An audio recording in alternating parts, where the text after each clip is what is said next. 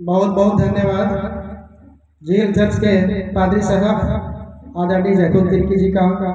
हम बहुत बहुत शुक्रगुजार हैं कि आपने हमारे इस कार्यक्रम के लिए समय दिया, अपना बहुमूल्य समय दिया है। और इसी के साथ ही हमारा प्रथम दिवस का प्रथम मेला का कार्यक्रम आगे बढ़ने जा रहा है। मैं आप सभी से निवेदन करना चाहूँगा, कृपया आप लोग अपना डायरी पेन खोल के रखें। हमारे बीच में ऐसे शख्सियत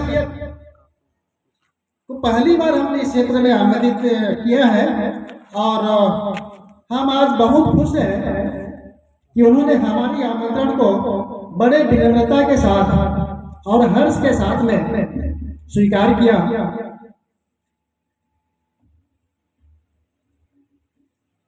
आज हमारे इस कार्यक्रम का पहली बेला का पहला प्रवचन का कार्यक्रम अभी होने को जा रहा है और इस विषय को प्रस्तुति देने के लिए बहुत दूर से झारखंड रांची से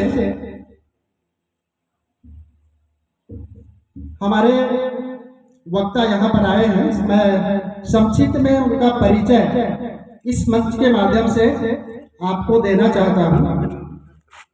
परम आदरणीय विजय कुजूर जी, जो राष्ट्रीय अध्यक्ष हैं आदिवासी महासभा रांची झारखंड के।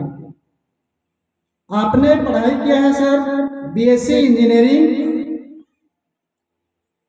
एनआईटी जमशेदपुर से और आपकी डिग्री है एमबीए की degree master of business administration. और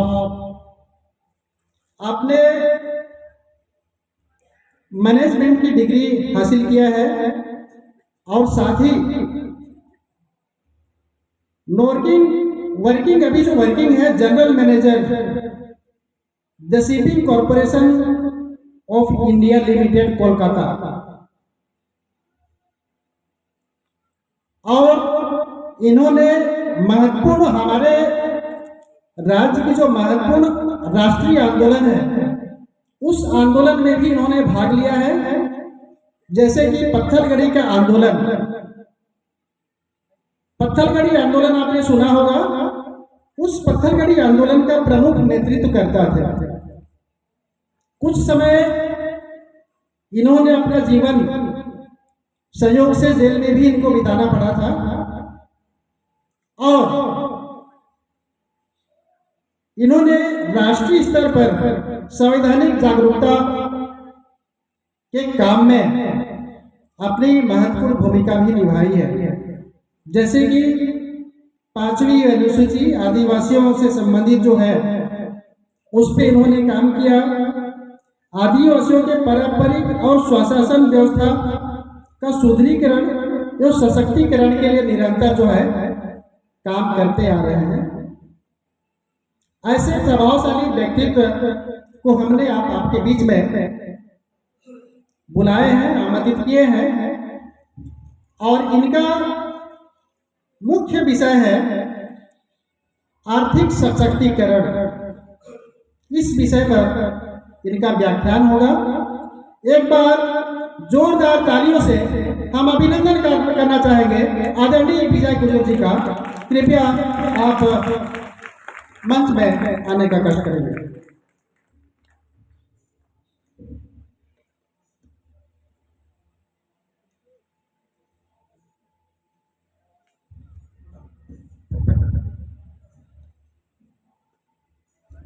सबों को जय जुसु,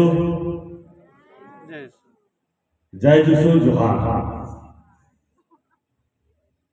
तो इस 2 दिवसीय युवा प्रशिक्षण शिविर, जो प्रथम युवा प्रशिक्षण शिविर का आयोजन आपके इस पावन प्रांगण में आज आयोजित किया गया है, उसके आयोजक हैं ईसाई आदिवासी महासभा और प्रथम प्रयास में काफी संख्या में जो लोग अपने समाज के प्रति अपनी उत्तरदायित्व को समझते हैं, जिसमें समाज के हितों को या हितों की रक्षा के लिए संघर्ष करना चाहते हैं, लड़ना चाहते हैं, वैसे लड़ाकू लोग आज इतनी गर्मी में भी समय निकाल के आए हैं।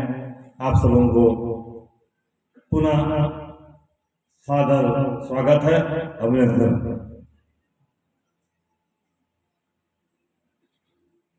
आपकी भीड़ बेशक कम है, लेकिन आप जो यहाँ बैठे हैं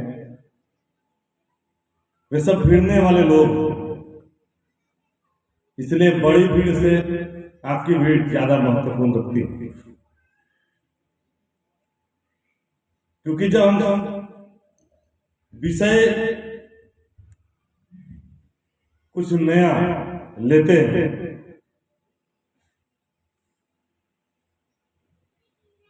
तो उसकी शुरुआत में लोगों को काफी दिक्कतों का सामना करना पड़ता है, विशेषकर जो आयोजक होते हैं। हमने पिछले 15 साल में देखा है, लेकिन लगातार आप प्रयास करते रहते हैं तो आपको जो है सफलता मिलती है। और मुझे उम्मीद है कि इस प्रथम युवा सम्मेलन 227 की जो ऐतिहासिक शुरुआत इस लैलूंगा के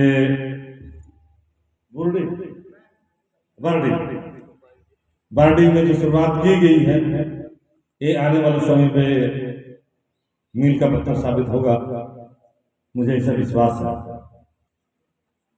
आज मैं थोड़ा लिंक से हटकर जो हमारा चीफ प्रतिज अंदाज है, शायद इस क्षेत्र में हमारा पहली बैठक है, तो यहाँ का स्थानीय लोग के लिए मैं नहीं होऊंगा, लेकिन कुछ पुराने साथी हैं जो लगातार मुझे अंबिकापुर या सूरजपुर, सरगुजा के आसपास में लगातार हमने कार्यक्रम किया है पिछले 10-12 सालों में। मेरे अंदाज को जानते हैं और हमने एक बहुत बड़ी आंदोलन जिसका जिक्र यहाँ पे पत्थलगढ़ी का किया था, जो आखिरी सबसे बड़ा हमारा आंदोलन था, जिसमें मुझे जेल भी जाना पड़ा था। और वह आंदोलन राष्ट्रीय स्तर का था,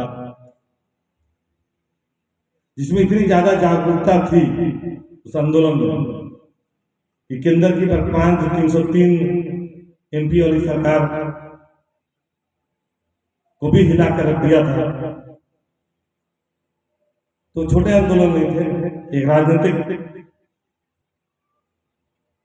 एक षड्यंत्र अंतर्गत उस आंदोलन को दबाया गया, मीडिया प्रेस का इस्तेमाल करके जो है दुष्प्रचार किया गया और उस आंदोलन को दमन किया गया। लेकिन एक चीज अच्छा हुआ, उस आंदोलन के माध्यम से जो कभी अपने संवैधानिक अधिकारों को जानने का प्रयास नहीं करते थे, उन लोगों ने संविधान की किताब पढ़ना चालू किया। देश के हर एक अदालतों में जो वकील थे, चाहे आदिवासी थे गैर आदिवासी थे, कि पत्थलगढ़ी क्या है वो खोल के जानने का प्रयास किया जाने लगा। क्योंकि पत्थलगढ़ी बहुत से लोग उसके मतलब नहीं समझते। मैं जेल में था तो कुछ गैर आदिवासी सिपाही थे, बोलते थे अरे आप जेल में आए हैं, कितना ट्रक पत्थर ले जा रहे हैं। तो उसके हिसाब से पत्थलगढ़ी मतलब ट्रक पे पत्थर ले जा रहा होगा, पकड़ा गया थी जेल में।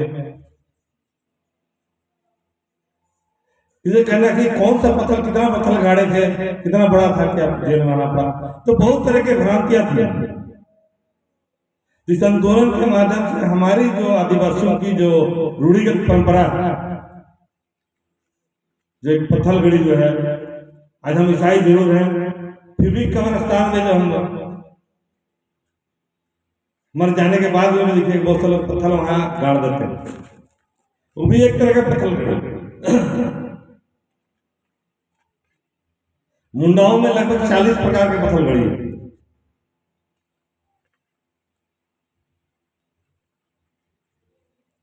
तो जानना चाहिए है क्या। तो एक ऐसा एक पत्थर था कि कौन सा पत्थलगड़ी था ये, कि भारत देश की इतनी बड़ी सरकार हिला देने की क्षमता उस पत्थलगड़ी में थी। और कौन सा पत्थर, एक जहल में लोगों का था, उसको जानने का प्रयास की गई। उसके माध्यम से जो फिर देश में एक जागरूकता आया, जो हमारे एकता या जागरूकता में भी एक अहम रोल अदा किया, जिससे हम काफी आगे आने वाले समय में बढ़ सकते हैं। हमने संवैधानिक जागरूकता में जैसे 5वीं अनुसूची बहुत लोग नहीं जानते। कितने लोग 5वीं अनुसूची जानते हैं? हाथ उठाइए तो। बैठे हैं कितने लोग जानते, सुने हैं कितने लोग, कितने लोग संविधान पढ़ा है? हाथ उठाइए तो। स्कूल में पढ़े होंगे ना। कितने लोग बाइबल पढ़े हैं? हाथ उठाइए। लगभग सभी लोग।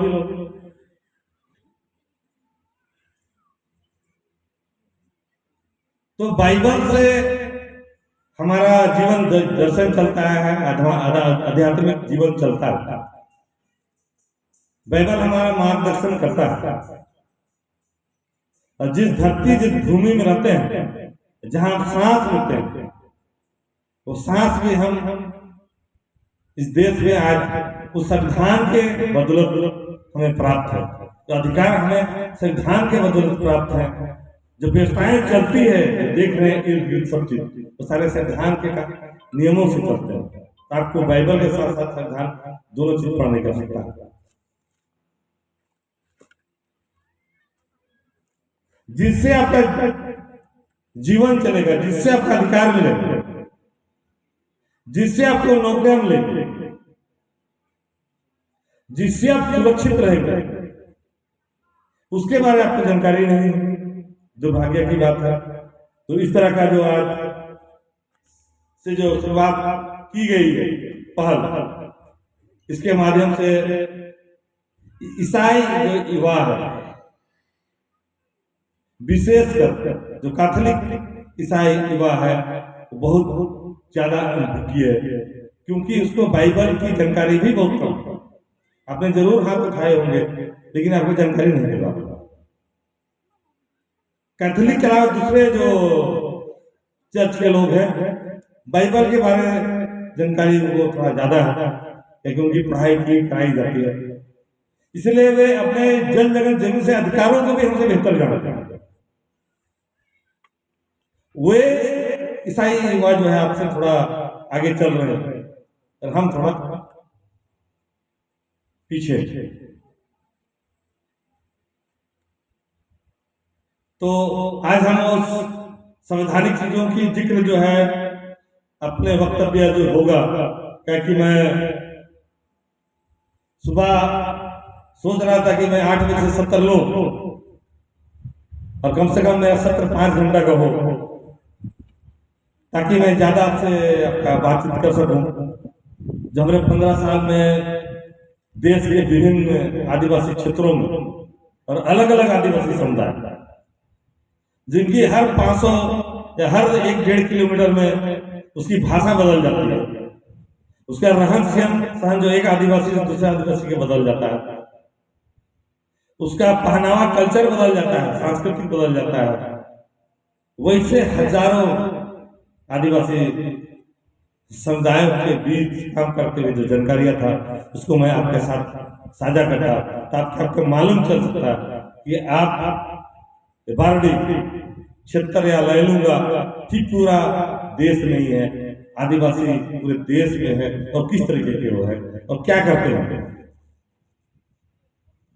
उनसे आपको आर्थिक, सामाजिक, सांस्कृतिक और आध्यात्मिक क्या सहयोग मिल सकता है, इसमें मैं साझा करना चाहता था। फिर भी जितना समय है उसमें बहुत संक्षिप्त में आज अपनी चीजों को रखूंगा। विषय हमारा ज्यादा आज कवर होगा, आर्थिक से संबंधित होगा कि आज महसूस किया जा रहा है कि आजादी कितने सालों बाद हुई। आदिवासियों के पास उनके मालिकाना स्वामित्व वाले जल जंगल जमीन वनोपज और कृषि पर आपके पास होते हुए भी हम आदिवासी आर्थिक रूप से सशक्त नहीं है या हम अमीर नहीं बन पा रहे, वो क्या कारण है और क्या हमें कदम उठाने होंगे कि आदिवासी सिर्फ अमीर ही ना हो, केवल आर्थिक रूप से मजबूत ना हो, बल्कि इस देश का राजनीतिक सत्ता पर भी काबिज हो। उस बिंदु पे मैं आज के अपने वक्तव्य को रखना चाहूंगा। तो आप लोग बहुत ध्यान से सुनेगा और उसको जो है लिखने का प्रयास कीजिएगा।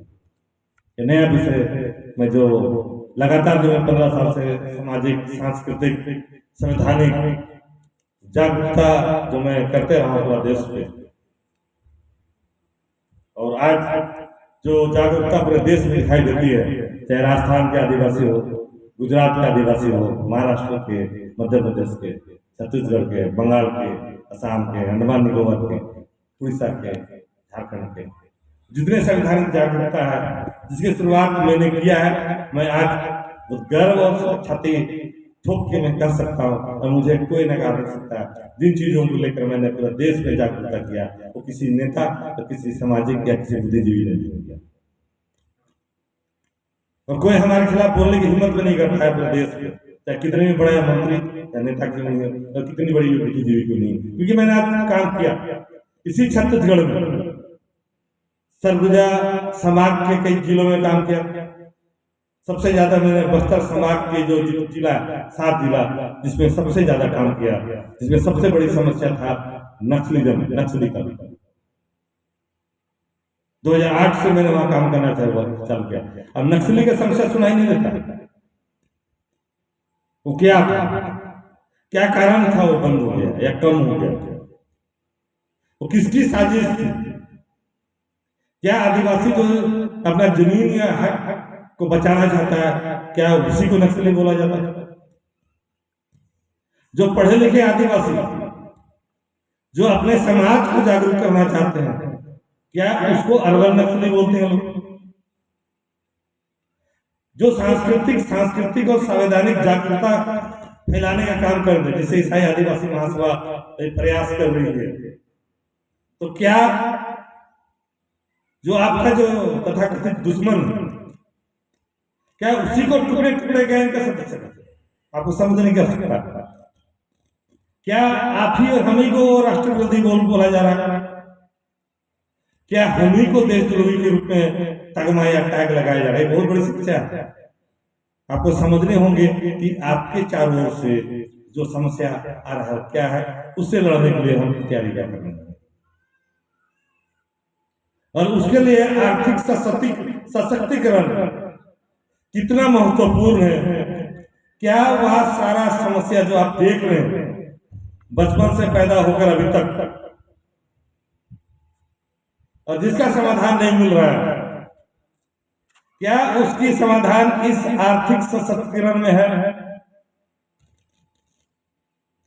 आपने ईस्ट इंडिया कंपनी का नाम सुना होगा, जो ब्रिटिश सरकार आया ईस्ट इंडिया कंपनी के माध्यम से आया था, वो व्यापार करने के लिए आया था देश में। उसने कभी नहीं कहा कि भारत देश में हम शासन पर काबिज होंगे, लेकिन हमारे लोगों ने उसको सत्ता, जितने राजा रजवाड़ा थे उसको सत्ता उसके हाथों में सुपुर्द कर दिया गया। केवल एक प्रदेश या देश के नहीं, दुनिया के कई एक देशों ने ईस्ट इंडिया कंपनी को सत्ता सुपुर्द किया और उन लोगों ने पूरा देश नहीं पूरे दुनिया में शासन किया। तो क्या आदिवासी जिसके पास जल जंगल जमीन के संसाधन मौजूद है, उसके पास वनोपज मौजूद है, उसके पास कृषि पद है, उसके जमीन के भीतर खनिज संपदाओं से भरा पूरा आपका क्षेत्र है, क्या वह क्षेत्र में अगर आदिवासी व्यवसाय करने के लिए ठान ले तो ईस्ट इंडिया कंपनी की तरह क्या आप और हम आदिवासी मिलकर केवल छत्तीसगढ़ नहीं, केवल इस भारत देश में नहीं, बल्कि पूरे विश्व में ईस्ट इंडिया कंपनी की तरह शासन प्रशासन नियंत्रण कर सकने की क्षमता हम पैदा कर सकते हैं। उस पर हम बात करेंगे।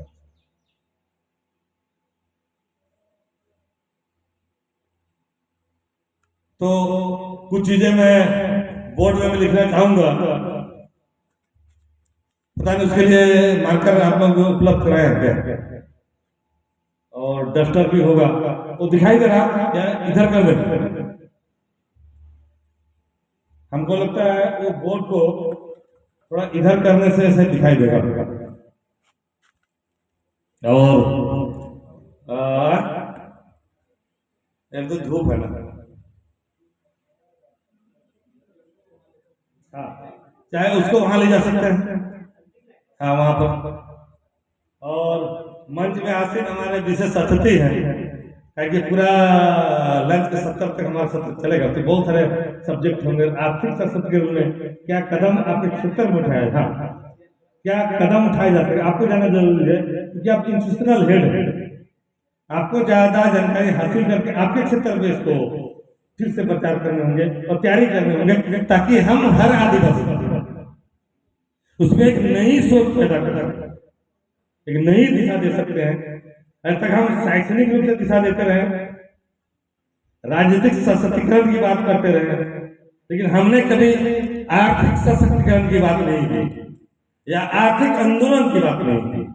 हमारे पूर्वजों ने भी सामाजिक वही बिछाया, हाँ बस बस बहुत ज्यादा नजदीक नहीं करवाना, जिसकी बात हमारे पूर्वजों ने नहीं की, आज हम उसकी बात जिस आंदोलन को एक बहुत सोचने वाली बात है, इतिहास में पढ़िएगा, हमारे पूर्वजों ने हर तरह का आंदोलन किया, हर विषय पर आंदोलन किया, लेकिन एक विषय था जो आर्थिक सशक्तिकरण, उसमें कोई रेवोल्यूशन, कोई क्रांति नहीं आया। कारण क्या था? और मुझे लगता है शायद आर्थिक क्रांति की वजह से आदिवासी शायद सभी अधिकारों को प्राप्त कर सकता है और इस देश की सत्ता पर काबिज हो सकता है।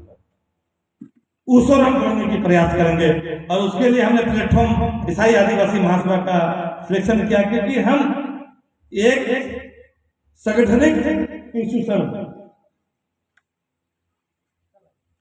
जो ईसाई या चर्च जो जितना सशक्त संगठन के रूप में मजबूत है, उतना कोई समाज नहीं। अगर यहाँ से पहल किया जाए तो जो बहुत समय लगने वाला चीज है, बहुत मुश्किल होने लगने वाला चीज हम 5 से 7 साल में हासिल कर सकते हैं, जो पिछले हम 75-80 साल में राजनीतिक तौर में हासिल नहीं कर पाए, उसको हम हासिल कर सकते हैं।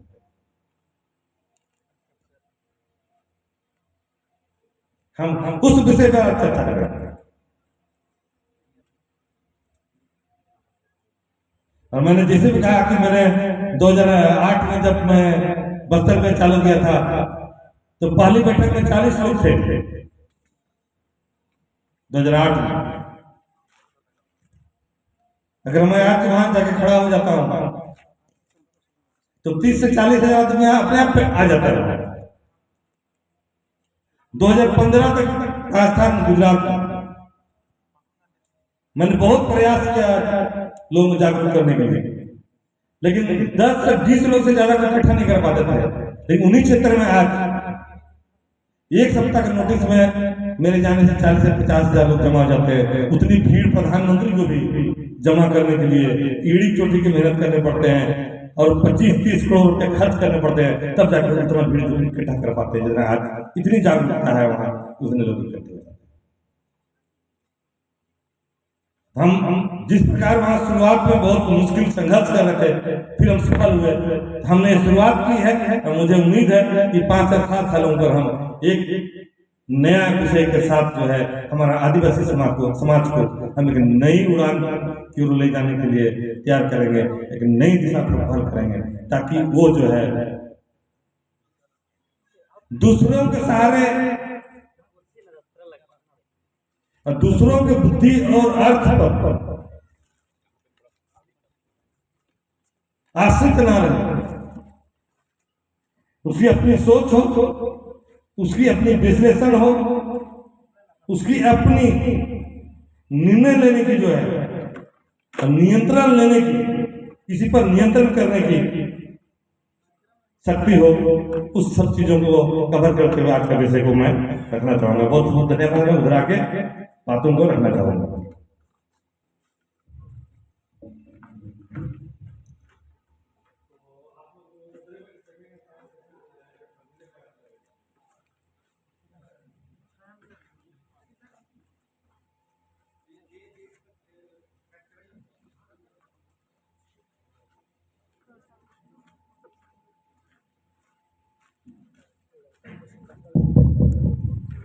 हेलो, थोड़ा सा बेस को कम करिए, नजदीक में फिर से अब तो दिखाई दे रहा। आवाज और थोड़ा नीचे कर दें। ठीक है, उधर ठीक है ना।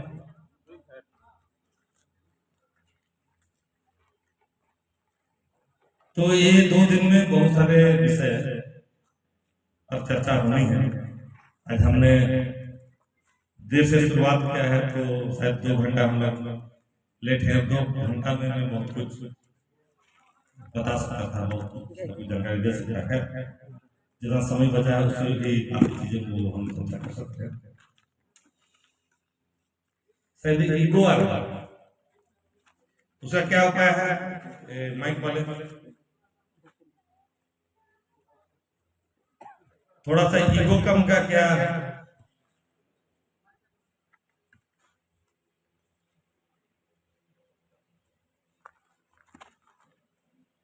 हेलो हेलो, हाँ। तो आज हम कम कम रखो, आज हम लोग कम रखो, कम, हाँ। आज हम लोग आर्थिक विषय में बात करेंगे कि आपके क्षेत्र में, जैसे मैंने मंच से भी कहा, हमारे पास जल जंगल जमीन है, आदिवासी वनों है और कृषि उपज है। जमीन के नीचे हमारा खनिज और सारे शायद पूरी दुनिया में 6-7 चीजों पर होता है। ये सारी चीज रहे, हम आज भी पढ़कर जो है दूसरे के यहाँ नौकरी के लिए आरक्षण या भीख मांगते, जबकि वो सारे बड़े बड़े फैक्ट्रियां, बड़े बड़े इंडस्ट्री हम खड़ा कर सकते थे, लेकिन सोचा ही नहीं। हमारे किसी अगली दिशा में हमारे युवाओं को प्रेरित ही नहीं किया। अगर हम 10 साल पहले प्रेरित किए होते तो आज हमारे पास बड़े बड़े इंडस्ट्री होते जहां हम रोजगार देते लोग, हमारे आदिवासी लोग लाखपति, अरबपति, करोड़पति होता तो होना चाहिए। जो संसाधन आपके पास मौजूद है, उस संसाधन पर दूसरे लोग देखिएगा बोरा वोरा कांटा लेके घूमता है और छोटा छोटा 2 लाख 1 लाख रुपया लेकर आपके गांव में घूमता है, और आपके पास जो वनोपज है चीजें उसको खरीद लेता है और इकट्ठा करते हो। और वो लोग बड़े बड़े मकान और बड़े बड़े गाड़ियां खरीदते हैं जिसके पास कोई जमीन नहीं, और वो लाखपति, अरबपति, करोड़पति बन रहा है। और वही लोग इस राजनीतिक सत्ता को नियंत्रण करते हैं। सरकार की नीतियों को क्या बनेगा नहीं बनेगा वही लोग नियंत्रण करते हैं, आप नहीं करते। आप चीजों का उत्पाद करते हैं, पैदावार करते हैं, और आपको उसका बिजनेसमैन होने चाहिए, लेकिन आप उत्पादन भी करते हैं, ग्राहक भी खुद है। मैं एग्जाम्पल देता हूं, जैसे आप सरसों उगाते हैं, आपके उस साइड में सरसों जो है जसपुर एरिया में बहुत ज्यादा होता है। सरसों को उगाकर घर तक लाने में और उसको पूरा प्रोसेस करने में 3 महीना कड़ी मेहनत करना पड़ता, 3.5 महीना करते हैं लोग, और उसको बाजार में 40 रुपया 50 रुपया किलो बेच देते हैं। और उसी सरसों को फिर आप खरीदते हैं वापस तेल के रूप में, कहते हैं, तो फिर आप 180, 150, 200 रुपए में खरीदते हैं। इसका मतलब उत्पादक भी सरसों के आप थे और ग्राहक भी सरसों के आप ही हैं।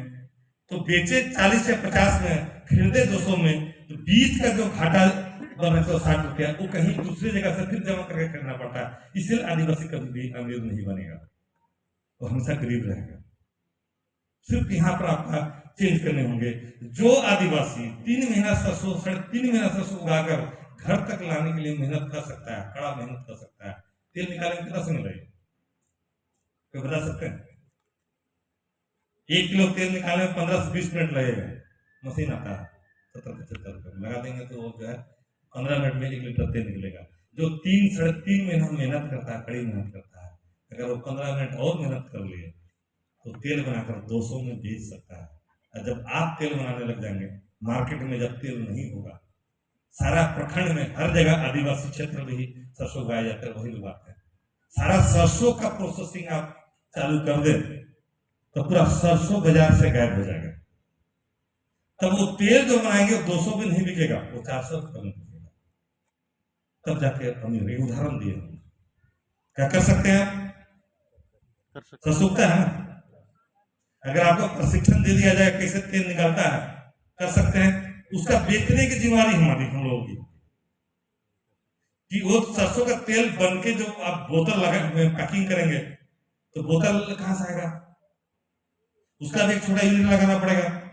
कोई युवा मिलके, जमीन उसका अपना है, एक छोटा यूनिट लगाया, फिर बोतल भी बनाने का काम किया। उसमें ठेपी भी लगेगा, ठेपी बनाने का एक इंडस्ट्री लगा, क्योंकि रोज आपको बड़े क्षेत्र में कवर करेंगे तो कई हजार बोतल रोज लगेगा, कई हजार ठेपी रोज लगेगा। अब वो लगने के बाद उसका लेबल चिपकाना पड़ेगा, तो वो भी यूथ एक रोजगार मिल रहा है। अब उसको लगने के बाद में उसको एक जगह से दूसरे जगह ले जाने के लिए, वितरण करने के लिए भी आपको जो है लोग चाहिए होंगे।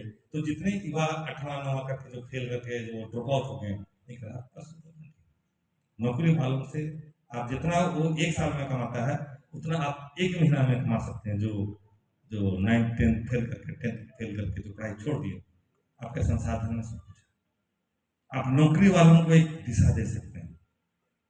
अगर उनको दिशा मिल गया तो उनके पास पैसा, बट वह पैसा का निवेश आपके क्षेत्र में नहीं कर रहा। आपके क्षेत्र से पढ़ लिख के चला गया, नौकरी ले लिया, और अंबिकापुर में बिल्डिंग बना रहा या रायपुर में बिल्डिंग बना रहा, वो आपके क्षेत्र में बिल्डिंग नहीं बना रहा, बड़े बड़े गाड़ी दे रहा है, अब पैसा को नहीं समाप्त कर रहा, या वह पैसा को बैंक में जमा कर रहा, सेविंग अकाउंट में 2% ब्याज पर, या फिक्स डिपॉजिट 6% में। लेकिन वो बुद्धिजीवी जो आपके प्रखंड में सब लोग ठान ले कि ये पैसा से जितने कच्चा माल होंगे आपके क्षेत्र पे हम लोग खरीदेंगे, तो अगर वो 100 आदमी खड़ा हो जाए तो सारा कच्चा माल जो है हमारा आदिवासी ही खरीद सकता है। तो ठेठ विभाग को कच्चा माल नहीं मिलेगा, ना महुआ का बीज मिलेगा, ना डोरी तेल मिलेगा, ना महुआ मिलेगा उसको, ना इमली मिलेगा, ना चिरौंजी मिलेगा, पीएस कुछ नहीं मिलेगा, उसकी कीमत बढ़ जाएगी। अब उस इमली से मान लीजिए 5 लाख का इमली खरीदता है तो 2 महीना में 25 लाख कमा सकता है, 2 महीना में। तो 25 लाख कमाने के लिए उस नौकरी वाले को कई साल लगते हैं, बैंक पर रखा है 5 लाख। अगर वो 5 लाख इन्वेस्ट करेगा तो आपको हजारों हजार रोजगार जो है गांव मिल जाएगा, जो पढ़े लिखे नहीं है, और आपको भी साथ साथ जो आपको जो है सेठ सरकार लोग जो है बहुत ज्यादा एक्सप्लॉइट कर रहा है, बंद हो जाएगा। ये पिक्चर था अजय देवगन का, क्या था, बॉम्बे का था, एक अमरूद को खरीदने जाता है ना, पिक्चर का नाम था, पिक्चर था ना, एक सिनेमा था आपका। अमरूद वाला सोचता है, एक अमरूद उठाता है और बोलता है कि अमरूद का कितना दाम है, बोलता। उसका एक गर्लफ्रेंड था जिसको गिफ्ट देना, कुछ मिला नहीं तो अमरूद ही देंगे, तो सस्ता होगा तो साला बोलेगा कि क्या लाया है गिफ्ट, है ना। तो अमरूद को बहुत महंगा दाम में खरीदना चाहता है, ठीक है, तो बोलेगा तो कौन सबसे महंगा चीज आपको गिफ्ट दे रहे हैं, अमरूद। एक अमरूद पकड़ता है, बोलता है इसका कितना दाम होगा, तो बोलता है इसका 5 रुपया। तो बोला मान लो कि अब अमरूद जो है ये अकेला अमरूद बचा है, जो आपका इस जिला में सिर्फ यही एक अकेला अमरूद बचा है, तब इसका कितना दाम होगा, तो बोलता है कि 100 रुपये। मान लो कि ये अकेला अमरूद बचा है, पूरे भारत देश में एक ही बचा हुआ है, तब इसका कितना दाम, और कोई अमरूद नहीं है, तो बोला 500 रुपये। मान लीजिए कि धरती में अब सिर्फ एक ही अमरूद बचा है, इसके बाद अमरूद रहेगा नहीं, तब इसका कितना दाम होगा, तो होता नहीं, तो 5,000 दाम होता है, 5,000 देता ले जाता है। अब गर्लफ्रेंड को देता है तो भड़क जाता है, तो बोलता है कि अमरूद हमने 5,000 में खरीद के लाया। तो ऐसी आपके क्षेत्र में जिस दिन आपके संसाधन पर आपका नियंत्रण हो जाए, जो कच्चा माल जो है, जितने वन में कृषि पर जो छोटे छोटे चीज देखते हैं, जड़ी बूटी देखते हैं, उस पर अगर आपका नियंत्रण आ जाए तो उसकी दाम बढ़ जाए। क्योंकि इमली जो था 20 साल पहले भी 17 रुपये 18 रुपये 19 रुपये में खरीदता था सेठ लोग, 20 साल के बाद आज भी उसी दर में खरीदता है, और आने वाले 20 साल के बाद भी उसी दर में खरीदेगा, जबकि महंगाई बहुत बढ़ चुकी है। तब एक आपका हृदय का अगर सर्जरी कराना हो, तब 20 साल पहले जो है 1 लाख रुपए लगता था, आज 5 लाख रुपए लगता है, और अगला 20 साल के बाद में एक सर्जरी हृदय का कराना पड़े तो 50 लाख लगेगा, और आप बेचते हैं इनके 20 रुपए में। अगर किसी आदिवासी को हार्ट का सर्जरी कराना पड़ेगा तो पैसा कहाँ है? हाँ, अगर वो इमली 500 रुपए किलो में बिकने लग जाए तो आप उतना पैसा इकट्ठा कर सकते हैं। मतलब अगला 20 साल के बाद आपका इमली 500 रुपए किलो बिकना चाहिए, तो मैंने बताया कि 20 से आगे नहीं बढ़ेगा। तो कारण क्या है? क्योंकि हमारा जो पढ़ा लिखा लोग, हम जो है इमली को खुद नहीं खरीद रहे। जैसे हमने ट्रायल में भी बगल में इधर में आपका रनिया, मैंने रनिया में मैंने कुछ इमली को बोला कि इकट्ठा कर लो, मतलब 20 रुपए रेट में मैंने इकट्ठा किया। मतलब अब 20 में अगर मिल रहा है, इस तरह सेठ को 20 में देगा या 21 में देगा वो बाकी, तो 17 से रेट बढ़ा 20। अगर मैं उसको 25 में अगर ज्यादा मात्रा में खरीदने लगूं और सेठ साहब को अगर ना मिले इमली तो 25 बोलेगा। मतलब मेरे खरीदने से आपका गांव का इमली का दर बढ़ना चालू किया। ठीक है, तो जैसे जैसे हमारे ये पैसा वाले लोग सेविंग अकाउंट्स निकाल के यहाँ इन्वेस्ट करने लग जाएंगे, तो वो सारे कच्चा मालों के संसाधन जो आपके कृषि और जब वन में जिसका बेच रहे वो सस्ता में, तो दाम बढ़ने लग जाएगा। उसके बढ़ने से आप जो है नौकरी भवन से ज्यादा कमाने लग जाएंगे और आपकी जिंदगी बहुत बेहतर सकती है। और जिसके पास आर्थिक रूप से मजबूत होता है जो समाज, वही उस देश पे या उस जगह में राजनीतिक सत्ताओं का काबिज होता है। और जिस दिन ये आदिवासी जिसके पास इतने जल जगह जमीन और संसाधन है, जिस दिन वह इस क्षेत्र में नियंत्रण कर ले व्यवसाय में, तो राजनीतिक सत्ता भी आपके नियंत्रण में आ जाएगा, कंट्रोल में आ जाएगा। आपके हिसाब से नियम बनने लग जाएगा, कानून बनने जाएंगे। नेताओं को आप कौन से नेता बनेंगे आप तय करने लग जाएंगे, नियम क्या बनाएंगे आप तय करने लग जाएंगे। आज वो अबानी करता है क्योंकि वो पूंजीपति है, वो आपके संसाधनों का व्यवहार कर रहा है जिसको आपको करना चाहिए। इसके लिए कोई बुद्धि या बुझ ज्यादा है की जरूरत नहीं। हम लोगों ने स्टार्ट किया, देखिए वो उसको थोड़ा सा नजदीक लाओ, सिंपल है, वो थोड़े थोड़े चीज हम लोग करा रहे हैं, मतलब स्टार्ट कर सकते। ठीक है, जैसे हम लोगों ने क्या किया कि चावल था, धान बेच देता है, तो हमने बोला कि तो बहुत सस्ता बिकता है, तो नया चीज क्या होगा? तो पहले ढेकी कूड़ा चावल मिलता था, अब नहीं मिलता। तो नहीं मिलता है तो कैसे खाएगा? शहर के लोग चाहते हैं कि ढेकी कूड़ा चावल मिल जाए। ढेकी समझ रहे ना? कितने लोग ढेकी समझ रहे हैं? हाथ भाई, तो ढेकी नहीं दिखता है, ढेकी गायब हो गया ना। हाँ, तो हमने बोला कि ढेकी से कूटो चावल, तो जो 20 रुपए में चावल बेच रहे हैं हम उसको 200 में बेच सकते हैं। अब उसको हम प्रचार करेंगे ढेकी कूड़ा चावल, अलग तरीके से उसको हम दे रहे हैं। ये ढेकी कूड़ा चावल है, इसमें तो लाल लाल दिख रहा है, ये बहुत विटामिन प्रोटीन है, जिससे आपको जो कोरोना से मर रहे हैं उसमें लड़ने की क्षमता पैदा करेगा। तो बोले कि नहीं ठीक है, तो 200 रुपए देकर खरीदा, कहाँ सारों पर। तो हमारा जो 20 रुपए में चावल खरीद देते उसको ढेकी से कूट देगा, तो आपको रोजगार मिल गया, उसका दाम बढ़ गया, तो आप नौकरी वालों से ज्यादा कमाएंगे। अगर रोज एक बोरा बेचेंगे, अगर मान लीजिए 100 रुपए के रेट से 100 किलो, तो डेली अगर 10,000 का आमदनी हो जाएगा। अब तो बिजली है, कपास नहीं चलाएंगे तो बिजली से भी ढेकी को आप चला सकते हैं, मोटर से आपका लगा देंगे तो अपने में चलेगा, लेकिन उसका पॉलिश जो उसना करके पॉलिश जो है उसका जो है लालपन तो चला जाता है मशीन से, और मशीन से वो अरवा जब चावल बनाता है तो कीड़ा उसी में लगेगा ना। अरवा चावल, पका चावल में तो पकाया हुआ चावल है, उसना है, इसमें कीड़ा नहीं लगेगा। तो चावल को बचाने के लिए 3 साल के बाद में बाजार में गरीबों के लिए वो चावल आएगा, तो 3 साल तक कीड़ा न लगे इसलिए इसमें पेस्टिसाइड मारता है, हर 15 दिन एक दिन पेस्टिसाइड मारता है ताकि कीड़ा ना लगे। और वही आपका व्हाइट पेट जब धोते हैं दाल और चावल को, एक सादा रंग का एक जो पाउडर टाइप का वहां से दिखाई देगा, और धोते तो व्हाइट पेट देखो पेस्टिसाइड। वही आपका कैंसर का कारण है, और थायराइड का कारण जो है आपका वो पेस्टिसाइड है जो आप धोते पर धुलता नहीं। क्योंकि हम अभी सुविधावादी हो गए,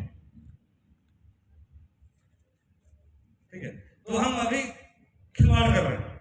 जैसे आपका यहाँ घास को मारने के लिए अभी कल बात करके आ रहा था, तो बदल पेस्टिसाइड लगाते हैं ताकि घास मारते फिर खेती करते हैं, तो फिर तो आपको जमीन मार, जबकि दूसरे तरीके हैं घास मारने के, बहुत सारे नेचुरल तरीके जो हमारे बुजुर्ग लोग करते थे, वो आप है ना, तो आपकी जमीन खराब कर, आप मसलाइज खेती कर रहे तो आप वहां पर यूरिया या डीएपी डाल रहे हैं, तो गोबर का खाद या जैविक खेती आप बंद कर रहे हैं धीरे धीरे लोग, तो जब बारिश हो रहा है तो वह आपके जमीन में मिक्स होकर पानी में जा रहा है, जो पी रहे हैं आप, आपको जो चाहिए मिनरल्स वो नहीं है। इसलिए गांव पे लकवा से बीमारी, आपका थायराइड का बीमारी, या आपका कैंसर का बीमारी, किडनी का बीमारी, ये जो नया नया बीमारी जो गांव पे नहीं था वो आ गया है, क्योंकि आपका पानी का नेचर प्राकृतिक बदल रहा है, तो आपको मालूम नहीं जो आप कर रहे हैं उससे पानी बदल रहा है। आपका शरीर में 72% पानी है, खाना का रोल सिर्फ 28% है, और पानी का रोल 72% है, और खाने के बारे में बहुत ज्यादा आदिवासी जानता है, ये साग खाने से ये होगा, वो साग खाने से वो होगा, इस चीज खाने से ये होगा, लेकिन पीने के बारे जो है सिर्फ हमारे पूर्वज बताया था पतला पानी और मोटा पानी। गाँव पर पतला पानी है तो पीने का, मोटा पानी है तो पीने नहाने वाने का, पकाने और पीने का पतला पानी। और शहर में गर्म पानी, ठंडा पानी, गंदा पानी, साफ पानी कुछ नहीं जानता।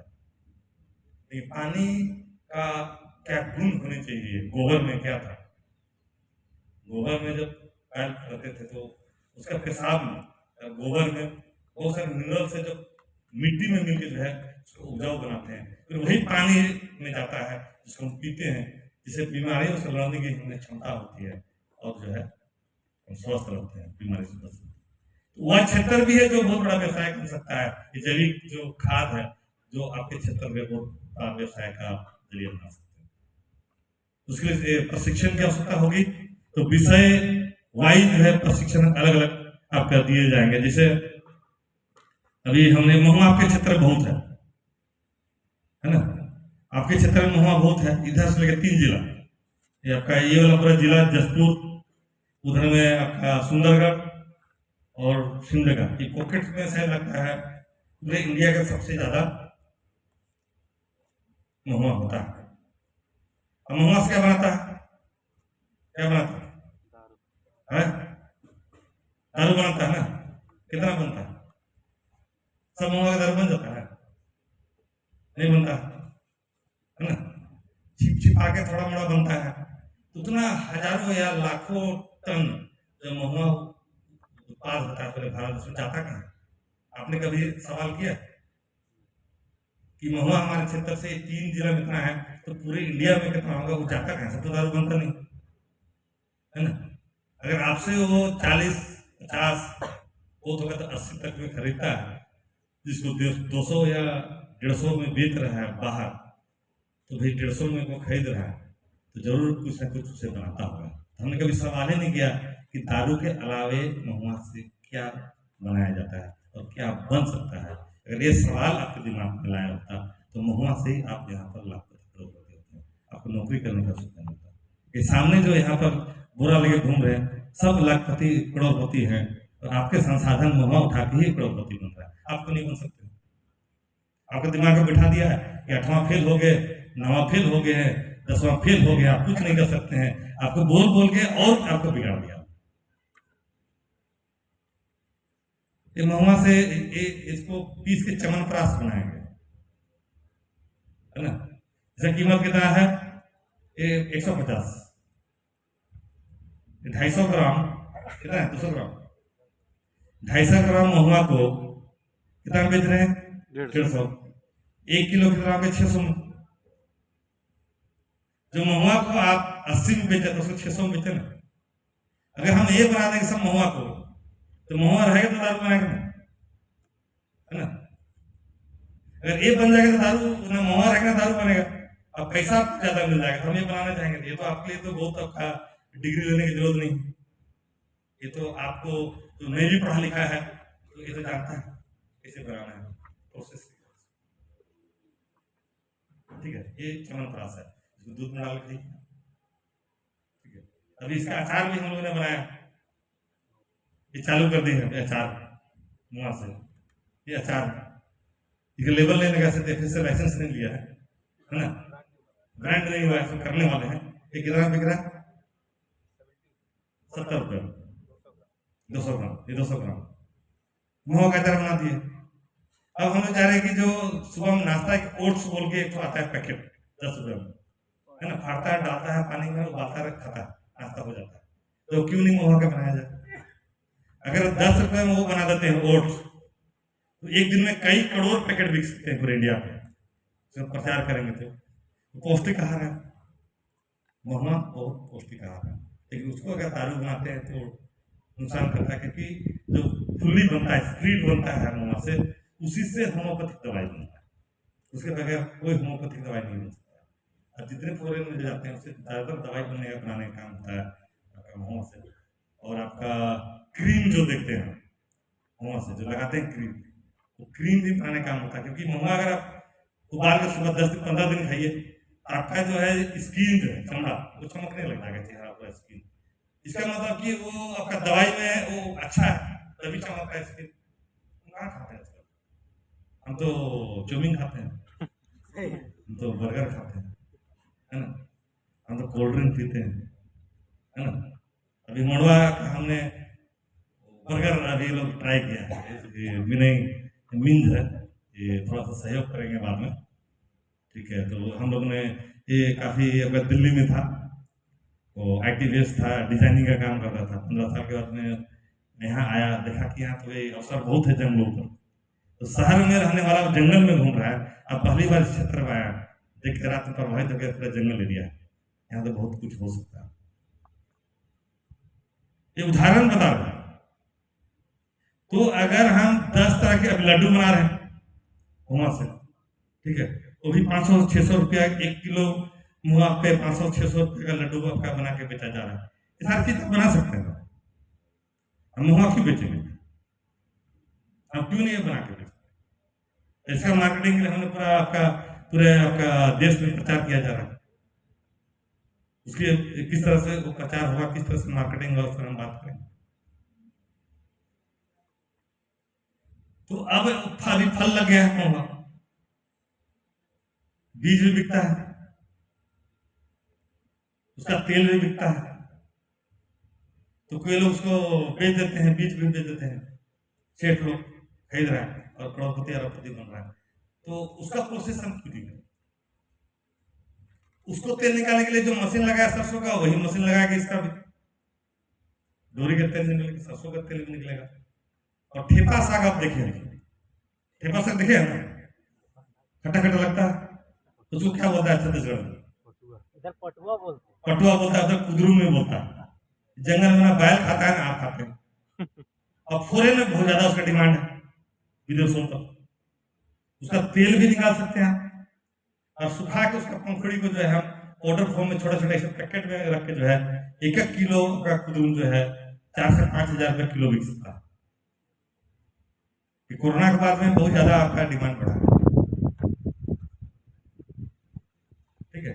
उसी प्रकार आपका मूंगा देखते होंगे आप, है ना, ऐसे लंबा लंबा थाली होता है, पत्ती होता है। अभी कुछ हमारा साथी लोग उसको जो है साउथ कोरिया में जा रहा है, कोरिया के सबसे ज्यादा उसको खा रहे हैं, बड़ा बड़ा कंटेनर में पैक होकर जा रहे हैं, अरे यहाँ तो कोई खाता नहीं, ठीक है, खाता नहीं है, बीमार हो रहे हैं।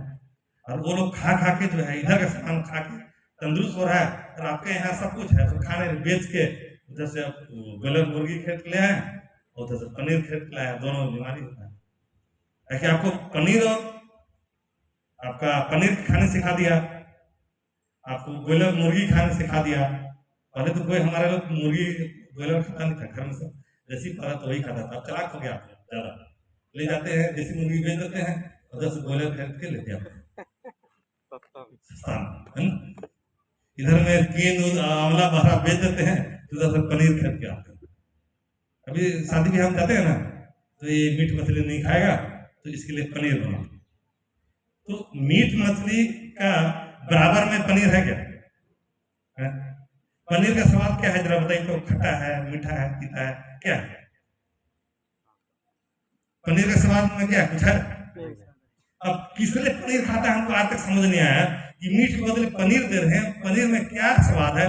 ना हमको खटाई लगता है, ना ही मीठा लगता है, ना तीता लगता है, उसका कोई स्वाद पता नहीं चलता है कि क्या है। तो वो आपका खाने सिखा दिया है। इसको बोलते हैं, जो हमने जो बताया उदाहरण, वो चीजें अभी मैंने बताया जिसको आप कर सकते थे आज तक नहीं कर पा रहे हैं, उसके कारण क्या है? तो उसको बोलता है मनुवाद। आपको जो है दिमाग में जो है आपका गलत चीजें बैठा दी गई है ताकि आप उस क्षेत्र पे काम ना करो, ताकि दूसरे लोग उस क्षेत्र पे पैसा कमा सकें। ठीक है, हम लोग प्राकृतिकवादी है, प्रकृति के साथ चलते हैं, प्रकृति को हम ज्यादा जानते हैं। जैसे मैंने बोला ना कि हमको आदिवासियों में खाने पीने का बहुत जानकारी है। जिसमें ठेपा साग बोले तो हमारे महिलाएं बुजुर्ग लोग हंसी खुश हो गई, वो उसके बारे में जानती है, ज्यादा जानकारी है। अब उस पर रिसर्च जो पढ़ने लिखने वाले जो विज्ञान साइंस है, आज भी उस पर रिसर्च कर रहा कि है क्या है। ठीक है, हम कुटका साग क्या बोलता है उसको? कुटकल आता है, कुटकल बोलता है, क्या बोलता है? कुटकल है ना। तो किसी को पेट खराब होता है या खाना अगर अटपटा है तो कुटका साग डाल देता है, ठीक है, आपका पेट ठीक हो जाता है। ठीक है, तो मैंने अभी हाल फिलहाल में एक डॉक्टर से मिला, आदिवासी डॉक्टर, तो बोला है यार हमारा पूर्वज लोग कितना बुद्धिमान था कि फुटकल में जिंक है, फॉस्फोरस है, और वो डॉक्टर बोला कि हम जो पेशेंट को, मरीज को जो लिख रहे हैं दवाई, वो जिंक की टैबलेट दे, वो जिंक की टैबलेट खा रहा है और आपका हाइड्रेशन ठीक हो रहा है। हमारा पूर्वज को पहले से पता था कि फुटकल में जिंक है और इसको खाने से उसका जो है पेट ठीक हो जाएगा। तो ये डॉक्टर से, जो पढ़ा लिखा डॉक्टर से, वो 400 साल 500 साल 1000 साल पहले से इस्तेमाल कर रहा है, वो ज्यादा तेज था, ज्यादा रिसर्च था उनके पास। तो हर चीज को उसी प्रकार दिखेगा। लहसुन, लहसुन को दिखेगा वो लोग क्या करता है या खा जाता है इसे, क्यों? उसमें हाइड्रोजन सबसे ज्यादा है। आपके शरीर में दो चीज चाहिए होता है, ऑक्सीजन और हाइड्रोजन। ऑक्सीजन सांस लेने के लिए, और हाइड्रोजन जो बैठ के हिल रहे हैं ना, वो हाइड्रोजन की वजह से हिल रहे हैं, और दोनों एक साथ आपके शरीर में पानी के रूप में है ना। भगवान ने पानी के रूप में, पानी कहां से? दो चीज से बना है, हाइड्रोजन से और ऑक्सीजन से। कोरोना में ऑक्सीजन घट गया, आपको दिक्कत हो गया। ये आपके नेचुरली प्रकृति रूप से भगवान ने आपके शरीर में डाल के बनाया, जिसको हमने खराब कर दिया। उस पानी को खराब कर दी, जो साफ पानी पी रहे हैं वहां हाइड्रोजन कम हो गया, जिसकी वजह से आपको एनर्जी, थकान ज्यादा हो रहा है, बीमारी ज्यादा। हमने अपने खेत पर कम किया। तो उनको मालूम था कि लहसुन में सबसे ज्यादा इस धरती पे हाइड्रोजन है, मैक्सिमम 14 है। ये जो गर्म है सर, ये छूते हैं तो छुएगा तो गर्म लग रहा है, वो हाइड्रोजन के कारण से गर्म लग रहा है। तो बुजुर्ग लोग क्या किया कि महिला लोग तेल में गर्म किया लहसुन को और मालिश कर रहा है, तो आपका बॉडी गर्म जाता है, क्योंकि उसको पता है कि इसमें इतना पतला है कि मालिश करने से वो आपका छेदा से घुस जाएगा और पूरा शरीर को गर्म कर देगा। इसके लिए कोई पढ़ने लिखने का हो सकता है, पढ़ा लिखा था आप लोग? लहसुन वाला मामला आज भी साइंटिस्ट लोग नहीं जानता कि किस लिए वो लोग मालिश करता है, तो रिसर्च चेक कर रहा था। कैसे बोलते हैं कि आप 12 फेल कर गए हैं या 8 फेल कर गए हैं, 10th फेल करके छोड़ दिए हैं, तब कुछ नहीं है, सब कुछ जानते हैं, आपको आगे बढ़ नहीं कर सकता। सिर्फ आपको एक दिशा की आवश्यकता पड़ेगी। जिससे वही बात करते हैं, बहुत सारे पास्टर लोग बैठे हुए हैं, बाइबल में एक आपका वचन है जिसमें पतरस जो है मछली पकड़ रहा है, पर मछली फंसी नहीं रहा, मुश्किल से बहुत मेहनत से काट दूंगा फंस रहा है।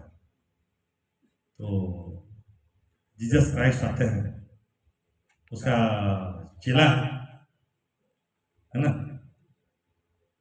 तो उसको बोलता है कि तुम इधर नहीं, जाल उधर डालो, बीच में डालो। तो वो डालता है तो मछली बहुत फंस जाता है। तो जीसस क्राइस्ट ने क्या किया, उसको दिशा दिया, है ना, उसको एक डायरेक्शन दिया। तो मेरा कहना है कि आज इस जब बैठे हैं, इनको पास्टर को जो है जीसस क्राइस्ट का रोल प्ले करना है, और आपको सुपरवाइज करना, गाइड करना है कि आप ये छोड़ के ये करोगे तो आपको एक के बदले 100 मछली आ सकती है। आपको इस महुआ से 40 के बजाय 400 रुपये प्रति किलो हो सकते हैं। वो मल्टीप्लाई करेगा ना, अगर एक कर देगा तो विस्थापन रुक जाएगा, पलायन रुक जाएगा। आपका मजदूर के लिए जो दिल्ली बम्बई जा रहे हैं, आय के काम कर लिए जा रहे हैं, क्या मिलता है, उससे ज्यादा कमा सकते। तो आपके बाइबल के अंदर में ही सब कुछ है, सिर्फ आपको उसको पढ़ के किस तरह से समझ रहे हैं और किस तरीके से उसको व्यवहार में ला।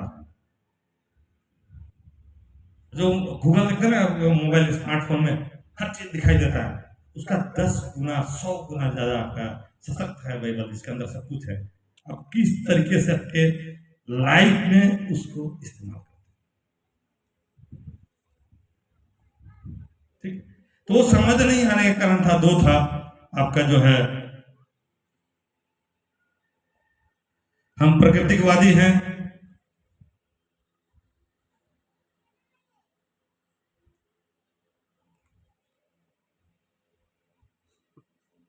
दो महीने बनाया है ना,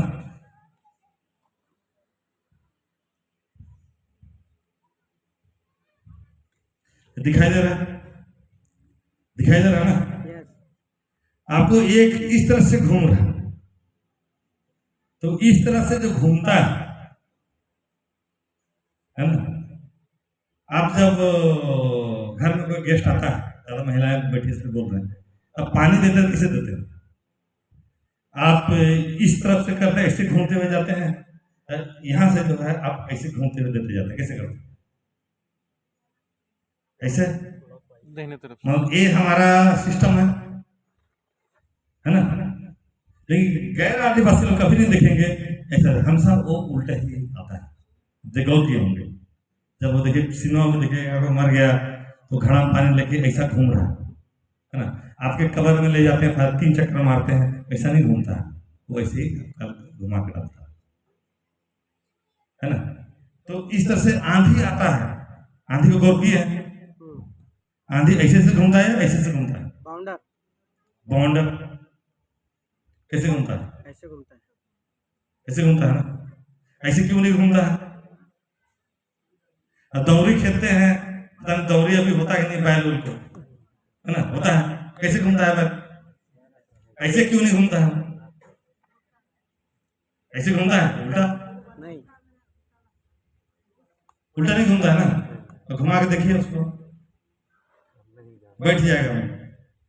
तो वो भी जानता है कि आप गलत चीज बता रहे हैं, लेकिन आपको मनवादी सिस्टम उल्टा घुमा रहा है, आप घूम रहे हैं मनुष्य। लेकिन जानवर जो है आपसे ज्यादा बुद्धिमान है, सभ्य है, लेकिन हम तुलना करते हैं कि जानवर ऐसे हरकत कर रहा है, लेकिन जानवर जो है हमसे ज्यादा बेहतर, ठीक है। पानी जो भंवर जो देखते हैं ना, कोई छेद होगा तो पानी से घुसता है, कैसे घूमता है, ऐसे घूमता है, ऐसे नहीं घूमता है ना। ये घड़ी कैसे घूम रहा है? उल्टा ये घड़ी कैसे घूम रहा है? उल्टा घूम रहा है। उल्टा घूम रहा है, उल्टा घूम रहा है ना। उल्टा घूम रहा है। तो मतलब ये प्रकृति के हिसाब से नहीं है। नहीं है। जिसको विकास बोल रहा है प्रकृति के हिसाब से नहीं है। तो छत्तीसगढ़ में ऐसा घूमने वाला घड़ी बनाया है, देखेंगे नहीं देखेंगे? देखे हैं, देखे सर। हैं? आदिवासी घड़ी गुड़वाना गुड़वाना गुणवाना घड़ी बनाया है ना। मतलब घड़ी ऐसा घूम सकता है, तो ऐसा क्यों बनाया? आपका दिमाग को आपका जो है चोट पहुंचाने के लिए आपको दिमाग में एक कंफ्यूजन पैदा करके जानबूझ के उल्टा बनाया। हर चीज प्रकृति के साथ हो सकता है ना। तो वो देखिएगा इस विकास के दौर में जो लोग उल्टा काम करते हैं वही अमीर है ना। किसान ऐसा जोतता है खेत में, वो अमीर कभी नहीं बन सकता। लेकिन जिस दिन किसान उल्टा जोत दिखा देगा वो अमीर हो जाएगा। खिलाड़ी जो है कभी भी ट्रैक में वो इससे नहीं दौड़ता, ये ऐसे करके दौड़ता है, इसीलिए बड़ा बड़ा खिलाड़ी बन जाता है, बड़ा अमीर नहीं बनता। देखिए आपका इसमें भी आपका ये है, दो मुख्य धारा की बात कर रहे हैं। होता है ना आदिवासी को पेपर में छपता है कि आदिवासियों को मुख्य धारा में लाना होगा, सुने होंगे पेपर में, बोलते रहते हैं लोग। तो मुख्य धारा कौन सा मुख्य धारा की बात कर रहा है? वो मुख्य धारा है क्या, उसकी परिभाषा क्या है बताता नहीं। विकास करना है बोलता है, बट विकास की परिभाषा बताता नहीं। विकास आप किसको बोल रहे हो?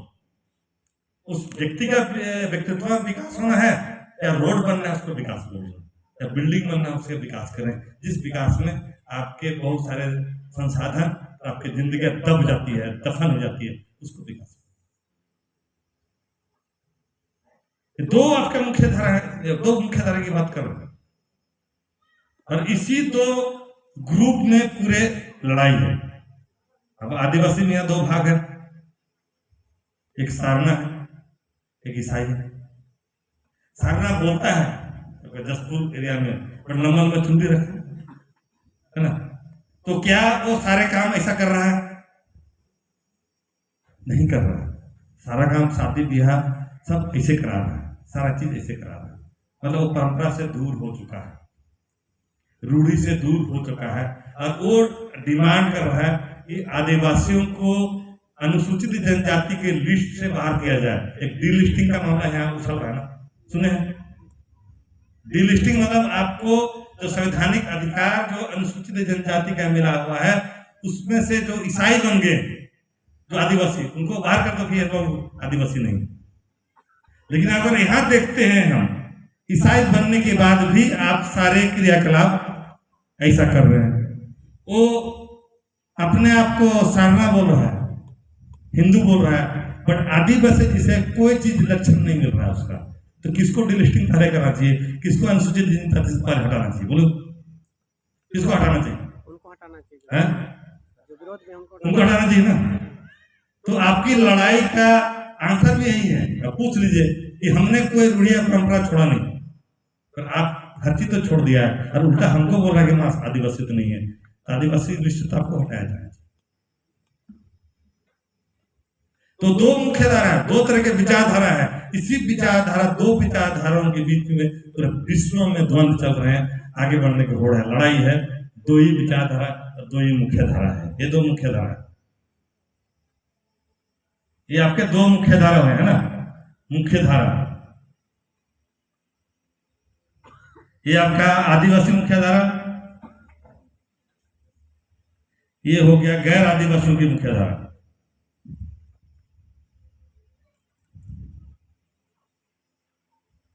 हरा जितना साइंस उनका विज्ञान है इस पर आधारित है, और सारा आदिवासियों का जीवन दर्शन इस पर आधारित है।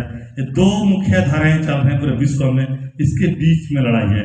जगह जमीन इनके पास में है, ये जगह जमीन को हड़पने का जितने षड्यंत्र और तंत्र अंतर चल रहे हैं, बस इसके लिए कि इन आदिवासियों को इनके जो मुख्य धारा है इससे कैसे इधर लाया जाए। ये सारे प्रयास सरकारों के स्तर पर, एनजीओ के स्तर पर, और सारे बहुत सारे धार्मिक संगठन है, उसका काम जो है सिर्फ आदिवासियों को इस मुख्य धारा में ले जाने के लिए काम हो रही है, चाहे जान के हो रही है या अनजाने में हो रही है। लेकिन वो इस ओर ले जाने का काम कर रहा है, यहाँ से हटा के यहाँ ले जाने के काम कर रहा है। ठीक है, अब इतने सालों के बाद अब जाके राष्ट्रीय शिक्षा नीति बनी है, तब बोल रहा है मातृभाषा में पढ़ सकते हैं, जब आपकी मातृभाषा लगभग बहुत सारे क्षेत्रों में समाप्त कर दिए गए। अगर वो लोग ईमानदार होते तो मातृभाषा में शुरू से पढ़ते तो आपका भाषा रह जाता। आपका मुख्य धारा में लाने के नाम पर स्कूल में एडमिशन करा गया और आपकी भाषा छीन ली गई कि आप हिंदी में, अंग्रेजी में या छत्तीसगढ़ी पढ़ सकते हैं, बट आपकी मातृभाषा नहीं पढ़ सकते। सभी राज्यों में सब लोग पढ़ सकते हैं, सिर्फ आदिवासी नहीं पढ़ सकते। अब राष्ट्रीय शिक्षा नीति में इसको जो है मातृभाषा पढ़ने की बात कही गई, जब बहुत सारे क्षेत्रों में मातृभाषा समाप्त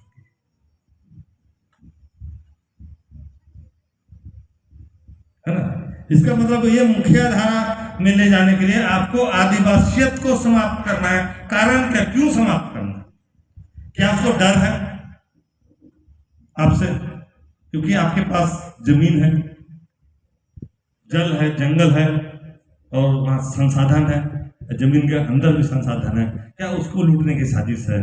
और क्या इसलिए आपको नक्सली या राष्ट्र विरोधी या देशद्रोही आदिवासी जो आंदोलन करेगा वो देशद्रोही है, राष्ट्र विरोधी है, नक्सली? बंदूक पकड़ना से नक्सली नहीं, नक्सली उसको बोल रहा है जो उनके विचारधारा जो है से। बंदूक तो वो लोग धरवाए, आपके लोगों को, कुछ लोगों को पैसा देकर बंदूक धरवा देंगे और उसको सामने दिखा के बोला कि खतरनाक है बोल के जितने आपके बुद्धिजीवी आदिवासी हैं उसको समाप्त करने का प्रयास की गई जा रही है। यही काम पिछले 15 साल से 20 साल से जो है छत्तीसगढ़ के जो है बस्तर समाज में किया गया, जिसको हम पिछले 2008 से प्रयास करते करते अभी जाके सफल हो पाए हैं।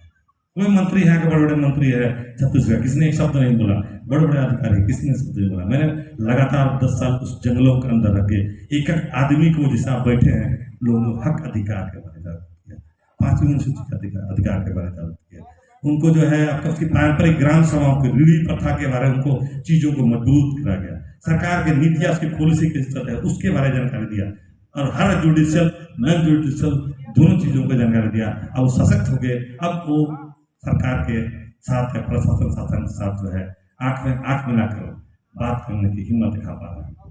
तब जाके वहां बंदूक की आवाज रुकी, तो समाप्त नहीं हुई, वो कम हो गया। क्यों कम हुआ, कैसे कम हुआ, किसी को पता नहीं। पुलिस या सीआरपीएफ कैंप लाने से नहीं। अगर हमने 2008 में 9वां 10वां के लोगों को ट्रेनिंग दिया होगा, 10 साल के बाद में वो क्या होगा, ग्रेजुएट हो गया होगा, है ना। 10 साल बाद तो ग्रेजुएट हो गया ना, नौकरी में भी आ गया हो।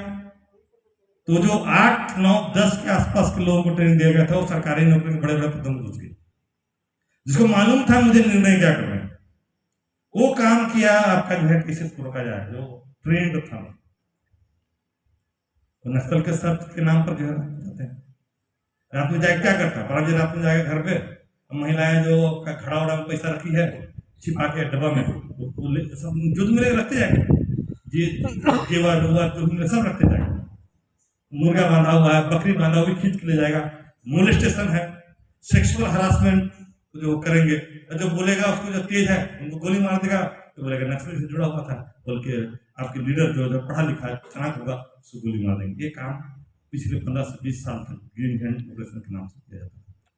उसे किसी को बोलने गया, आपका जो है हिम्मत नहीं था, फिर उतनी बड़ी समस्या को हमने करके दिखाया। तो कैसे हुआ, क्यों हुआ, किसने किया, किसी को नहीं पता, लेकिन एक स्ट्रेटेजिकल काम हुआ, जिसके कारण एक उपाधि होती मुखवान। मुखवान का मतलब गोंड शब्द में गोंड लोग कहा जाता है ना, तो गोंड में मुखवान का मतलब होता है राष्ट्रीय नेतृत्व या राष्ट्रीय नेतृत्व करता उसकी, जो उनका जैसे हमारा उराव में जो है धुमकुड़िया, आप नाम सुने हैं? धुमकुड़िया का नाम सुने? कितने लोग सुने हैं? हाथ उठाइए। धुमकुड़िया देखे भी नहीं, सुने भी नहीं। तो आपका धुमकुड़िया हुआ करता था आदिवासियों में, जहां लोग जाके जो है आपके पारंपरिक रूढ़िगत ज्ञान विज्ञान के बारे में जानकारी उसको दी जाती थी, जो नहीं है जिसकी वजह से आप कमजोर है। आपके व्यवस्थाओं के बारे में जानकारी होती थी, रीति रिवाज के बारे में जानकारी होती। अगर बाइबल का आपने पुरानी व्यवस्था विवरण पढ़ी होगी, विधि व्यवस्था अगर पढ़ी होगी, जो वहां लिखे हुए वो आपके वहां चीजें आपको जो है प्रैक्टिकल में बताई जाती है। उसी गोंड में गोटूल होते हैं, 20 राज्यों में गोटूल है, जहाँ एक आपका 18 साल से 45 साल के जवान वर्ण महिलाओं को वो हर चीज का जो है प्रशिक्षण दी जाती है। उस गोटूल का जो नेतृत्व राष्ट्रीय स्तर पर करता है उसको मुखवान बोला जाता है। वो मुखवान की उपाधि हमको दिया गया है उरांव होते हुए। पहला एक उरांव को उपाधि दी गई, जो आज तक इतिहास में गोंड लोगों ने किसी उरांव को नहीं दिया। बाध्य हो गए कि मैंने उतना काम किया जो किसी गोंड समुदाय का बुद्धिजीवी नेता नहीं किया जितना मैंने वहां काम किया, जिसकी वजह से उपाधि देना पड़ा। इसलिए मैं छत्तीसगढ़ में कहीं घूमूं उनके गोंड क्षेत्र में, तो मेरे नाम का क्यों मुखवान लगा हुआ ना, उन लोगों ने दिया ना समाज की ओर से। वो तो हमारा पद्म श्री भारत रत्न से भी बड़ा अवार्ड है। भारत रत्न अवार्ड आप मैनेज कर सकते हैं पोलिटिकली, लेकिन समाज से वह पदवी लेने के लिए आप मैनेज नहीं कर सकते हैं। आपको उतना वर्क दिखेगा तभी देगा, वो निर्णय करता है। तो हमारे लिए वह मुखवान की उपाधि उरांव समुदाय के लिए जो है आपका पद्मश्री या आपका भारत रत्न से भी बड़ी है, ठीक है। वो मुखवान जो है, जो उरांव मुंडा संथाली हो गोंड में जोड़ने के लिए कड़ी है। मैं आपके यहाँ भी आ सकता हूँ कि उरांव, मैं उनके यहाँ भी जा सकता हूँ क्योंकि मुझे भी स्वीकार किया है। तो दोनों के बीच भी दूरियां हैं, उसको मैं पाटने का काम कर सकता हूँ ना, तो मेरे लिए तो फायदेमंद है वो। तो जो काम लोगों को करने चाहिए थे पूरे देश में, एक राष्ट्रीय आवाज आदिवासियों को बनाना थे, राष्ट्रीय एकता बनाने की बात था, जिसका कड़ी था, जो मैंने कड़ी के रूप में पूरे देश में काम किया। क्योंकि मैं इसमें नया हूं, अगर मैं ही अंबिकापुर में होता और एक मास बोलता कि मैं आ रहा हूं, तो वहां 10-15 हजार लोग इसे आ जाते हैं। उस दिन कुछ भी प्रोग्राम, अगर मेरा प्रोग्राम पहले से तय है, जो सरगुजा सूरजपुर या इस क्षेत्र पे, तो वो दूसरे लोग प्रोग्राम नहीं रखते, नेता लोग नहीं रखते कि जानता है कि उसमें भीड़ नहीं है। तो अब जो है इकट्ठे हो गया है, हमने इस क्षेत्र पे शुरुआत की है। और ईसाई यूथ जो है गायब रहता है ना, सबसे मुश्किल कैथोलिक युवा जो है वो सबसे बड़ा समस्या हमारे लिए है, जिसका समझना और हमारे आदिवासी धारा में शामिल होना बहुत महत्व रखता है। अगर वो हो पाता है और उसको सही दिशा में ला पाते हैं, तो वो आगे आने वाले समय में देश का नेतृत्व करेगा। हम वही सोच के साथ यहाँ आए हैं और चीजों को रखने के प्रयास।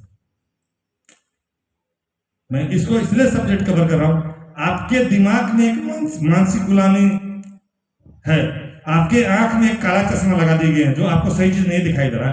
इसको अगर समझ लेते हैं, जिस शब्द को, जो मुख्य धारा दो तरह की बात कहा, जिसको हम मनुवाद कहते हैं, जिसको आरएसएस ने विकसित किया है पिछले 200 साल पर, जिसके कारण से हमारे बुद्धिजीवी जितने पढ़ रहे हैं मानसिक रूप से गुलामी हो जाता है।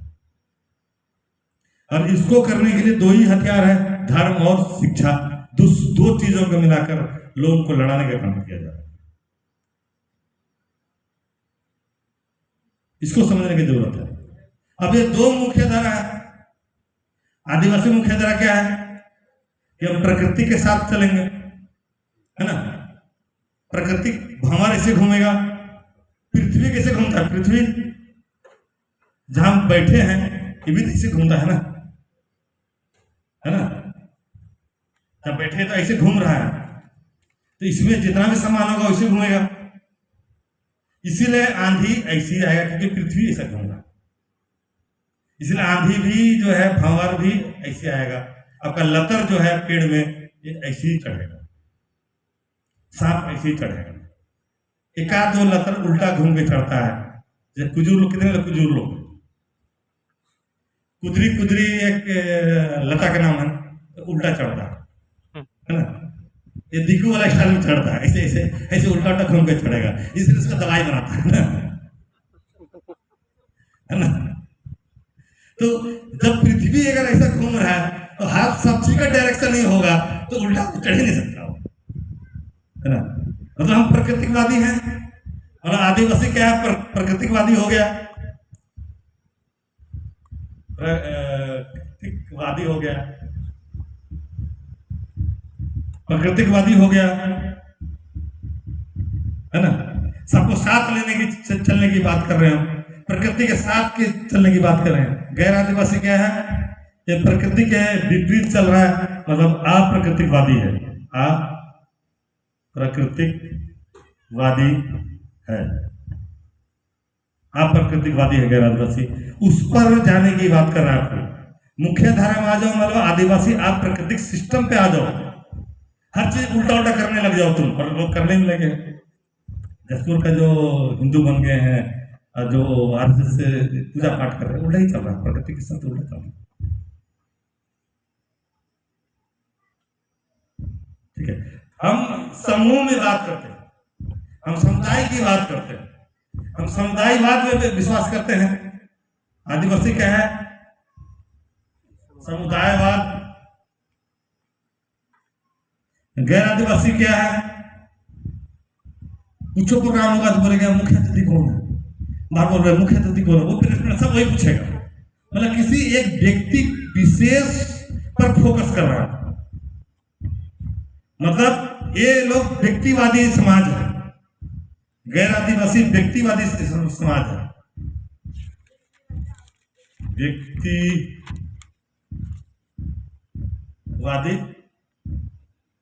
समाज है। हमको व्यक्तिवादी समाज को ले जाने की बात कर रहा है। ये लड़ाई जो है, जदोजहद डेली जो चीजें नियम कानून बन रहे हैं, ये दो ही चीज के लिए। अब प्रकृतिवादी में रहना चाहते हैं आप, समुदाय में रहना चाहते हैं, लेकिन वो पता नहीं समुदाय में आपको नहीं रहना, आपको व्यक्तिवादी सोच बनाना। इसलिए बहुत सारे पढ़े लिखे लोग आज जो है व्यक्तिवादी सोच पर चले गए हैं। वो अपना केवल उद्धार या उन्नति देखना चाहते हैं, समुदाय का देखना नहीं चाहते हैं। इसीलिए पढ़ा लिखा लोग अपने गांवों की ओर वापस नहीं आ रहे। वो चेंज होगा तभी जाके जो है आ सकता है। जब तक वो वापस समुदायवाद को बढ़ाने के लिए वो व्यक्तिवादी सोच से बाहर नहीं आएगा हमारा पढ़ा लिखा लोग, आपके आर्थिक स्थिति सुधारने वाले नहीं है। तो सुधारने के लिए उसको आने होंगे, इसलिए मैं समझाने की बात कर रहा हूं। ठीक है, ये आपका जो है लालच नहीं है आदिवासी में, है ना। ये लालची समुदाय है, ये लालची समुदाय है गैर आदिवासी। खाली फायदा कहाँ होगा देखता है, कहां पर भी फायदा हो जाए कुछ भी कर सकता है।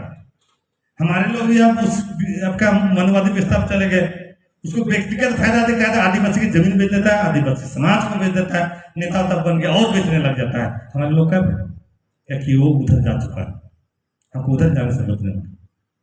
हमारे बाइबल में 10 नियम बोलते हैं ना, 10 कमांडमेंट, क्या बोलता है, लालच नहीं करना। लालच अगर नहीं करेंगे तो आपका भ्रष्टाचार खत्म हो जाएगा। भ्रष्टाचार का जड़ क्या है, लालच, है ना। कि अरे वो तो एक मकान बनाया है, सादरी समझते हैं, सादरी जानते हैं, है ना। होता है तो बड़का मकान बना लग, तो वो तो कितना बड़ा मकान है। अब वो कंपटीशन है कि उसका मकान है तो उससे बड़ा मकान बनना चाहिए। तो ये आपस में जो कंपटीशन है, लालच है। तो बड़ा मकान करने के लिए पैसा चाहिए, लालच, तो वो पैसा लाने के लिए भ्रष्टाचार करेगा। भ्रष्टाचार करेगा तो आदिवासी के हक अधिकारों को बेच कर ही भ्रष्टाचार करेगा और तू पॉकेट भरेगा अपने। बाइबल बोलता है कि अब लालच नहीं करो, भ्रष्टाचार नहीं करो, है ना। अब झूठ नहीं बोलो, लालच होगा तो भ्रष्टाचारी भी होगा, झूठ भी बोलेगा, है ना, जमाखोरी भी होगा। इसका मतलब है कि इस समाज में जमाखोरी होगा, जमाखोरी है ना। इसमें झूठ होगा, हत्या होगा, हत्या भी करेगा वो फायदा के लिए, बलात्कार यहां होगा, उसके लिए बलात्कार एक उपभोग की वस्तु है, उसके लिए कोई मायने नहीं रखता है। ठीक है, आदिवासी समाज में आज जरवा ट्राइब चले जाइए, बहुत सारे ट्राइब एरिया में चले जाइए, वो समूह में रहता है, वो नंगई रहता है, बट बलात्कार वहां नहीं होते। तो सामाजिक व्यवस्था मजबूत है, वो प्राकृतिक सिस्टम पे बंधा हुआ नहीं होता। यहाँ कपड़ा पहन के भी सारी चीजें हो रहे हैं। उस व्यवस्था में आपको आने की बात कर रहा है। इस मुखिया धारा में आपको ले जाने के लिए सारे प्रयास हो रहा है। जो नहीं जाएगा उसको राष्ट्र विरोधी, देशद्रोही, नक्सली सब बोल रहा है, डरा रहा है ताकि आप वहां चले जाए। और वहां चले जाएंगे आप पे आदिवासियत खत्म हो जाएगा, तो जल जगत जमीन में आपका अधिकार है वो समाप्त हो जाएंगे। आपके लिए जितने संवैधानिक अधिकार बनाए गए हैं वो समाप्त हो जाएंगे। एक बहुत बड़ी साजिश के तहत काम कर रहा है, जिसको एक शब्द में बोलेंगे हम मनुवाद। इसी को एक शब्द में बोलेंगे हम मनुवाद। मनुवाद सब जगह है, आपके यहां भी है। आपका जो बाइबल का जो मैंने एक उदाहरण दिया, पतरस वाला जो मछली वाला, ये तो फादर लोग वाले नहीं बताया, व्याख्या नहीं किया ना।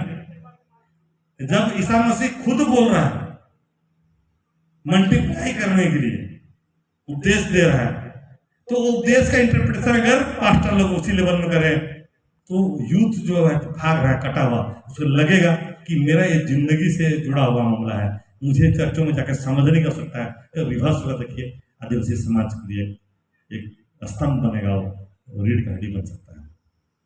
जो आज यूथ जो है, आज जो है बहुत सारे यूथ नहीं आए होंगे, तो कि फालतू लोग क्या पढ़ा रहा होगा, बेकार के जगह क्या। तो ये समझने की आवश्यकता है कि व्याख्या किस स्तर पर आपका किए जा रहे हैं। पुरानी व्यवस्था विवरण तो आपका जो आदिवासी की पारंपरिक व्यवस्था है वही, तो आदिवासियों की व्यवस्था है उसी को लिखा गया है ना। विधि व्यवस्था या व्यवस्था विवरण जो है उसी को लिखा गया। आप पढ़े नहीं, जहां बोल रहे हैं कि जो इस 10 आज्ञा क्या है, आप माँ बाप का आदर करना। आप माँ बाप का आदर करेंगे तो आपका माँ बाप भी अपने माँ बाप का आदर करेगा, तो सब ही आदर करेगा।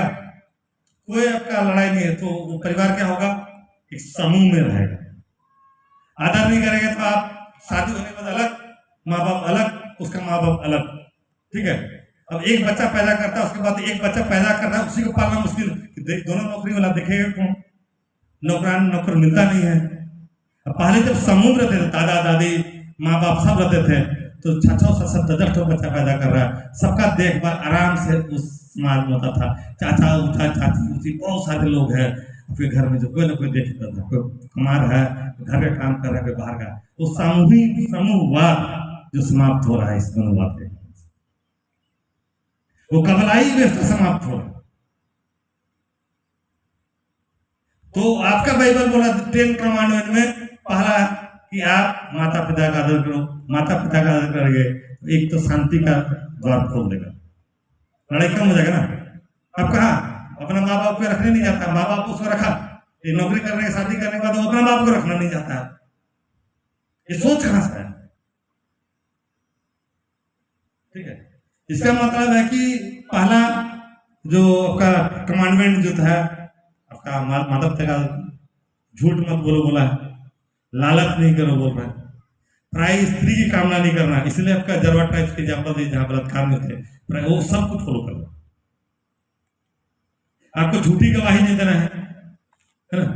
इससे पहले जब आदिवासी थे लालच नहीं करते थे तो फ्रीज नहीं होता था, जरूरत नहीं पड़ता था। सुना, अगर ज्यादा अगर साग सब्जी उगा है तो दूसरे को दे दिया, जिसके पास नहीं है उसके पास ज्यादा है उसको वापस ले लिया, वो जमा कर सड़ा के नहीं खाता था।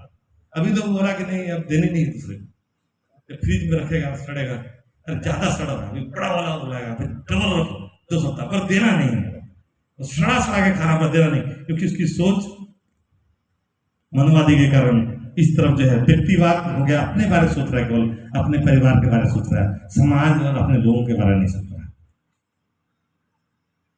तो ये 10 नियम जो है बाइबल में है, उसका जो पालन करेगा, मतलब प्रकृति का जो पालन करेगा, वह समुदाय जिस जमीन पे कदम रखेगा वह जमीन उसकी हो जाएगी। जहां तक देख सकेगा वह सीमाना उसके नाम हो जाएगा, और उस सीमाने के भीतर में उनसे बड़े जातियों के और ताकतवर समुदाय के पर राज करेगा। वो बोला है जहां जहां आदिवासी से कर रहा हुआ है, जहां इस नियम का पालन नहीं कर रहा है। जरवा आदिवासी ना बाइबल जानता है, ना हिंदी जानता है, ना अंग्रेजी जानता है, बट वो 10 कमांडमेंट को फॉलो कर रहा है। वो जिधर जाता है, जहां तक देखता है, 60 किलोमीटर तक दिखाई देता है, 60 किलोमीटर तक उस एरिया है। अब बिना परमिशन के ना राष्ट्रपति घुस सकता है, ना प्रधानमंत्री घुस सकता है, वो किसी को भी मार सकता है। उसमें कोई आपका कानून लागू नहीं होते हैं, क्योंकि वह स्वतंत्र है। वो अपने से शक्तिशाली समुदाय लोगों से ऊपर है।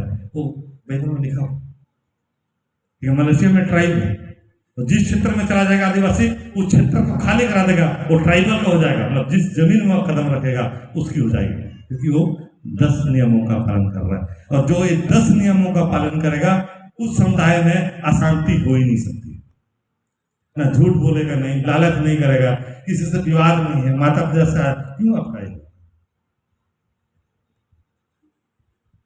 ठीक है, तो ये जो है आपका मनुवाद जो है, ये सारे प्रक्रिया जो है पूरा वर्ल्ड में जितने विकास के मॉडल है, जितने एनजीओ है, जितने सरकारी संस्थान है, ये सब जो है वहां से यहाँ ले जाने की बात कर रहा है। इसीलिए 1957 में एक ILO मतलब इंटरनेशनल लेबर ऑर्गेनाइजेशन अभी समय 107 एक एग्रीमेंट साइन हुआ था संयुक्त राष्ट्र संघ में 1957 में। इसमें यह था कि लोगों को उसकी व्यवस्था से हटाकर मुख्य धारा में ले जाने की बात की है। तो 57 के बाद से पूरे दुनिया में सरकारें जो है इसी एग्रीमेंट के तहत इसको जो है इसकी जो मुख्य धारा से हटाकर इस मुख्य धारा में ले जाने के लिए काम हो रही है। और तमाम देशों के बजट जो है इसके लिए आते हैं। इसीलिए जो उसमें काम कर रहा है उसको फंड देगा सरकार। आप बोलेंगे कि मेरा गाना वाला को भाषा को बचाने के लिए एक संगठन बनाया, मतलब फंड नहीं देता है, क्यों देगा फंड? अब तो मुख्य धारा में रहना चाहते हैं ना, उसके लिए फंड नहीं है। वो एग्रीमेंट दूसरा है, इस एग्रीमेंट में सारा देश काम कर, ये इंपॉर्टेंट है। संयुक्त राष्ट्र संघ में ये अभी समय लाया गया। अभी आपका ILO convention international labour organisation अभी समय 107 मतलब आदिवासियों की उनकी मुख्य धारा से हटा के दूसरे मुख्य में ले जाना, मुख्य धारा में ले जाना, मतलब आपकी भाषा को हटाकर, आपके कुड़ुक भाषा को हटाकर वो हिंदी इंग्लिश में ले जाओ, लेकिन वो कुड़ुक भाषा में पढ़ने के लिए आपका अधिकार नहीं था। ये इतने सालों तक चलता रहा, जिसके कारण से आपकी बर्बादी के कारण है। फिर जो है आपका अभी कुछ हम जैसे लोगों ने अवेयरनेस किया पूरा देश में, तो अब जाके जो है 1969 में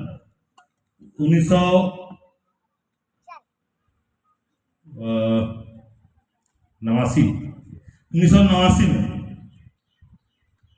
एक ILO और एक अभी समय 169 एक और संयुक्त राष्ट्र ने साइन किया, इंटरनेशनल लेबर ऑर्गेनाइजेशन, इसको बोलता अभी समय 169।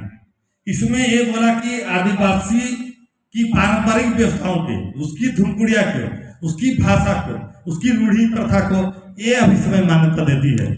इसमें जो साइन किया जो इस अभी समय में सारे सरकारों को साइन करने, अभी तक भारत सरकार ने इसमें साइन नहीं किया क्योंकि हमको जानकारी नहीं, इस पर साइन नहीं किया। इसमें भारत का साइन किया।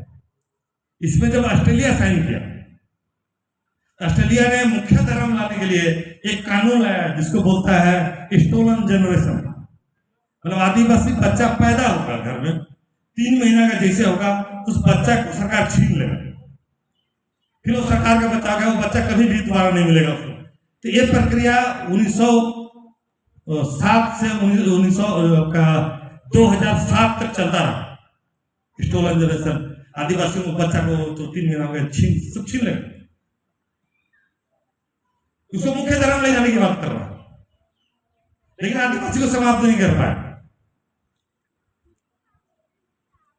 ये आपका कानून था।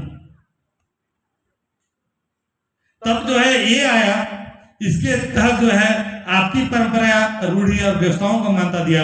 तब जाके ऑस्ट्रेलिया पार्लियामेंट ने 2007 में माफी मांगा। ये जो हमने स्टोलन जनरेशन कानून था, काला कानून था, उसके लिए बहुत शर्मिंदा है, माफी मांगा। वो स्वीकार किया, वो 169 में साइन किया, लेकिन अभी तक भारत सरकार ने साइन नहीं किया क्योंकि आपको मालूम नहीं है कि ये एग्रीमेंट क्या है। ये एग्रीमेंट में आपको जल जगह जमीन मालिकाना अधिकार, और सारे आपका क्षेत्र में जो आर्मी कैंप या पुलिस कैंप लगते हैं वो इसमें अधिकार है आपके बिना अनुमति को नहीं लगा सकता कोई भी कैंप या कोई पुलिस कैंप। लेकिन इसको साइन नहीं किया क्योंकि आपने दबाव नहीं डाला कि पूरी दुनिया साइन किया, आपने क्यों नहीं साइन किया? क्योंकि हमको जानकारी नहीं है, हम आंदोलन कर रहे हैं, बोले आंदोलन की दिशा और दशा सही नहीं, जिस पर करना चाहिए हम नहीं करते। इसलिए ये बात को रख रहा हूं कि हाँ ऑफिस बियरर भी हैं साई आदिवासी महासभा को, इसको महासभा के लेवल में उसका डिस्कस करने हो सकता है कि किस तरीके से हम पूरे आपका भारत में एक दबाव बना सके कि भारत सरकार जो है ILO कन्वेंशन 169 में साइन करने, इसके साइन करने से एक अग्रीमेंट था, वो है UNDRIP,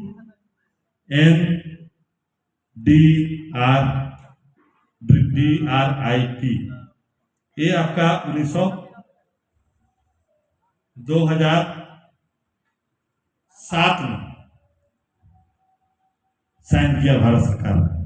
इसमें 43 अधिकार आदिवासियों को जहां आपको अधिकार देते हैं, ये आपका जो है साइन तो किया है बट ये लागू नहीं किया क्योंकि हमको जानकारी नहीं, पहली बार सुन रहे हैं। UNDRIP क्या है? यूनो का United nation declaration on the rights of indigenous people लिखना चाहते हैं आप लोग, लिखना चाहते हैं क्या हो गया? United nation declaration on the rights of indigenous people. इसको आप गूगल में सर्च कीजिएगा, पूरा 45 से 46 अधिकार है, पूरा आपको दिखा देगा। हिंदी में बोलिए कि हिंदी में हमको UNDRIP का अधिकार जो 46 है वो दिखाया जाए, तो आपको गूगल में आ जाएगा, पढ़िए क्या का अधिकार है वो आपको जानना पड़ेगा। क्या वन पे जितने वनोपज का अधिकार आपको है? क्या खनिज संपदा में आपका अधिकार है? क्या जमीन पर पानी में आपका अधिकार है?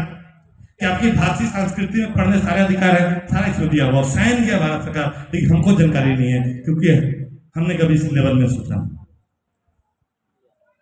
ठीक है, अब ये जो पूरा व्यवस्था जो है, ठीक है, ये जो प्राकृतिकवाद, समुदायवाद, 10 कमांडमेंट 169, ये जो व्यवस्था है आदिवासी की मुख्य धारा है, जो पुरानी व्यवस्था बाइबल में है जो पढ़ते हैं वही 5वीं अनुसूची। अगर हम अलग तरीके से उसको देखें तो 5वीं अनुसूची समझने के लिए आप पुरानी व्यवस्था विवरण पढ़ दिए बाइबल, आपको 5वीं अनुसूची समझा के उसको बेहतर समझ सकते हैं, आप समझा सकते हैं।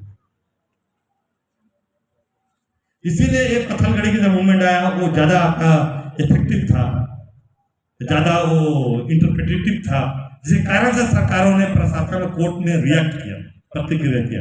अगर उससे फर्क नहीं पड़ना तो प्रतिक्रिया क्यों करता? हम छोटा मोटा आदमी पूरे भारत देश को थोड़ी अपने उखाड़ के फेंक सकते हैं, पर लगा कि वो ऐसे मुद्दे को उठाए गए हैं जिससे पूरा भारत देश का सत्ता उखड़ के फेंका जा सकता है, इसलिए उतना वो आपका अग्रेसिव हुआ और हम लोग को जेल में डाला गया। ठीक है, कितने लोग यहाँ जेल गए को है, जेल गए हुए? हाँ, एक आदमी हाथ उठाइए। कौन जेल गए हैं? हाँ, 2 आदमी। और कौन गए हैं? है ना, आप इधर आइए, इधर आइए। हाँ, जो आए इधर आइए, इधर ही खड़ा बढ़ाइए। ये लोग डरता बहुत है ना, इसीलिए जेल की परिभाषा समझा दिया जाए। वो सबसे बड़ा हथियार है लोगों का, जेल। जो पिक्चर में दिखाता ना उसे नहीं, जेल जो दिखाता है सिनेमा में कि जाएगा तो पूरा कैदी लोग होगा, खाना आपको मिलेगा नहीं, जला हुआ रोटी देगा, एक प्लेट फेंकेगा तो 10 को थप्पड़ पड़ेगा, ठीक है, बड़ी लाठी डंडा मारेगा। ऐसा नहीं है, मानव अधिकार है। जितना सुख सुविधा जेल के भीतर है, जितना सुरक्षित आप जेल के भीतर है, आप बाहर कहीं सुरक्षित नहीं।